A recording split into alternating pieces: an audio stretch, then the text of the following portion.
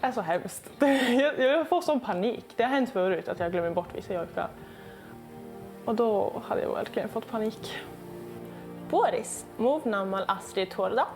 Jamon båda radnavries jokomokes. Dalmon och rov gironin.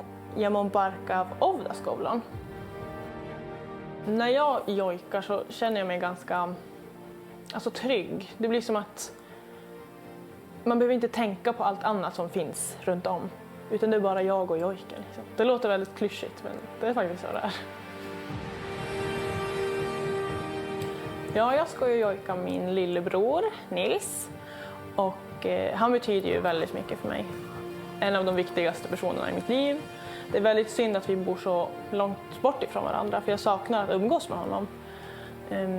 Och därför tycker jag det är så fint att just han får en jojk. Och att jag ska jojka han i Sami Grand Prix när det är första gången jag är med.